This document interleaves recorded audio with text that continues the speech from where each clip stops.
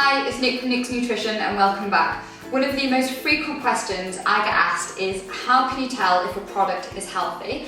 And seeing as though we're well and truly into winter, what soups do I personally love to enjoy? If you follow me on social media, you'll know that I'm a massive fan of the Glorious Soups range. And this is a chilled soup, so I personally prefer chilled soups rather than tinned. And I first discovered them a few years ago in my local supermarket. One of the reasons that I liked this soup range in particular was the fact that they've split the range into two. So you've got these Skinnylicious soups, which I've also reviewed on my blog, and I'll link that down below. They're all less than 150 calories per half a pot. And then you've got these meal soups, which are higher in calories and a bit more filling. So depending on if you want a more substantial meal or more of a light snack or a light meal, then there is a soup for you. I know that I've started this video by mentioning calories, but I suppose one of the main reasons why I repurchase products is because of the taste. If I don't like a product, then I'm not going to rebuy it. If you want to know, my favourite flavour of these Skinnylicious soups is the Goan tomato and lentil. So this is a warming tomato and lentil soup with yoghurt and a touch of Goan spice. And I would typically have either half or a full pot of this for lunch, depending on how hungry I am. And this one in particular is quite good for protein, which I will come on to in a moment. Just like the Goan soup, all of these soups are basically inspired by flavours from around the world. So here we've got Mumbai, lentil and chickpea. We've got some Tuscan, chicken and orzo. So say if you've been on holiday and you want to relive that taste adventure, then there probably is a soup here for you. So I mentioned protein before, and protein is the building blocks of life and it helps you to feel fuller for longer. If you're ever comparing a product, the easiest place to compare is by reading the per 100 grams. Or if you're going to eat the entire of a pot or half a pot, then look at per half a pot on the label.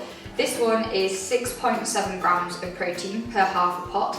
And if, for example, if we take this one, which is so creamy corn soup with sweet potato, this one has 3.9 grams. So if you want a higher protein soup, look at the label first and choose the one with things like lentils in it because it's going to be higher in protein. Something else that I like to look at the label of is salt. So ideally we should be eating less than 6 grams of salt a day, which is the equivalent of a heaped teaspoon, but the majority of salt that we eat is actually in the foods that we eat already. So if you have a little look, you can look at the traffic light label, and green is basically good to go, orange is have in moderation, and red means have these foods like less of the time. So this soup contains 1.3 grams of salt, so it's well under a third of your total daily allowance. I'm a massive fan of the traffic light labelling because I just think it means that, well, A, if you've forgotten your glasses, you can see at a glance how good or maybe not so good the soup is. And perhaps I shouldn't say good or not so good, perhaps it should mean that you should choose the soups that are mainly green more often, and then the ones that have oranges, maybe reds, less of the time. The good news is that none of these soups actually have red on the label, and what I really love about them is that on the back they clearly point out if it contains one of your 5 a day per half a pot, if it's suitable for vegetarians and also vegans, and if it's gluten-free. So the gluten-free is in orange, suitable for vegans or vegetarians is dark green, and then one of your 5 a day is light green. So it's really easy to see, you don't have to scour the ingredients list, you can just look there. So something else that has changed recently on the ingredients list is how allergens are labelled.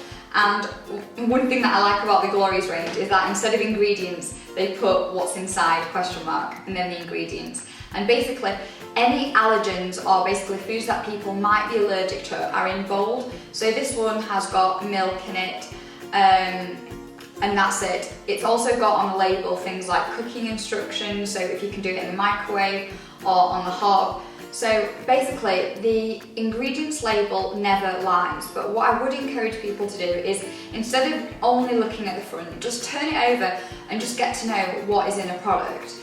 Going back to the purpose of this video, I wanted to tell you all how I tell if a product is healthy.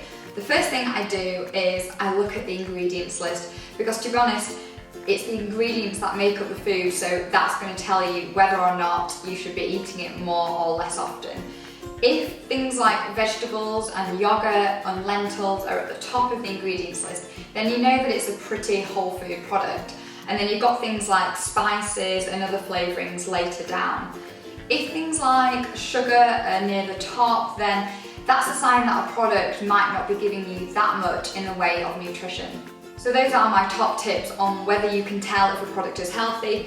Check the ingredients list, have a glance at the traffic light system, and then look at the per 100 grams or per half a pot to see how it fits your calories and your protein and your carbohydrate needs for the day. And then have a look to see if it contains one of your 5 a day, because if it does, then fantastic. It's going to be bursting with vegetables. So I, for one, am really happy that it's getting into soup season, because I love to have something warm at lunch.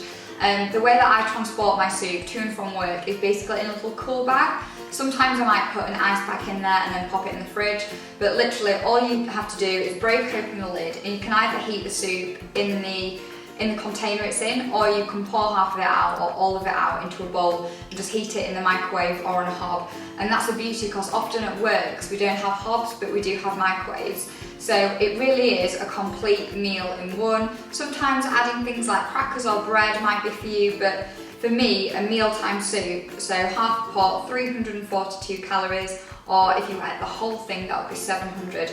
That is a really filling and substantial meal.